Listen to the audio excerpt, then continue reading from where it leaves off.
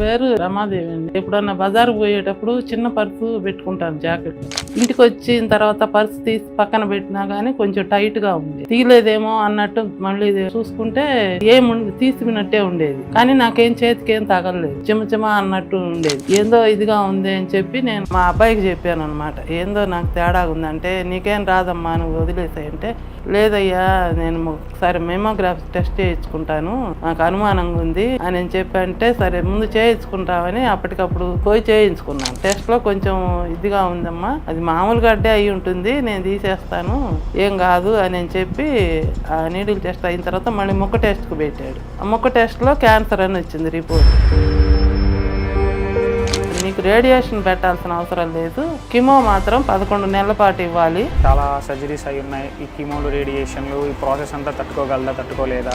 Heart ఇబ్బంది అవుతుంది కిమోలు పెడితే, కానీ పెట్టాలి, పెడతాము అన్నారు. చాలా మందిని మా ఫ్యామిలీ సర్కిల్లో కూడా చూసాము. ఇట్లా కిమోలు ఇప్పిస్తే వాళ్ళకి ఏమైంది, ఎలా ఉన్నారు, వాళ్ళ లైఫ్ స్టైల్ ఎలా చేంజ్ అయిపోయింది, అవన్నీ చూసాము. దాంతో మాకు కొంచెం భయం వేసింది ఫస్ట్ లో. నాకు ఇష్టం లేదు, నాకు చేసేవాళ్ళు ఎవరు లేక ఆ కిమో తీసుకొని మంచంలో పడితే పిల్లవాడు చేయలేడు అని చెప్పి బాధ తోటి ఇంక నేను యూట్యూబ్ లో చూసాను, ఆయుర్వేదం ఉంటుంది చూస్తే ఇది పునర్జన్మ వాళ్ళది కనిపించింది. ఇంకా అబ్బాయిని తీసుకొని వెళ్తే వాళ్ళు 6 నెలలు మెడిసిన్ వాడాలి బాగుంటుందని, దానికి తగ్గ పచ్చాలు అవి చెప్పారు. పర్సనల్ గా ఎక్స్పీరియన్స్ అయింది. అసలు ఇప్పటివరకు ఏ సైడ్ ఎఫెక్ట్స్ రాలేదు. అందులో వీక్లీ వన్స్ కాల్ చేసేవాళ్ళు, వాళ్ళు ఎలా ఉంది ఏంటి, లైక్ ఇలా వెయిట్ చేస్తుందా, దానికి తగ్గట్టు ఫ్రూట్స్ తినండి, అది ఇదని చెప్తూ ఉండేవాళ్ళు. నాకు వాడటం మొదలు పెట్టిన తర్వాత 20 రోజులకే నాకు ఓపిక వచ్చింది. నీ పనులు నువ్వు చేసుకోవచ్చు అమ్మా, ఇంట్లో డైలీ ఇబ్బంది ఏం లేదు, చేసుకోండి పని అన్నారు. 6 మంత్స్ అయిన తర్వాత ఒకసారి మళ్ళీ కాంటాక్ట్ అయితే డాక్టర్స్ని పెట్ స్కాన్ తీయమన్నారు.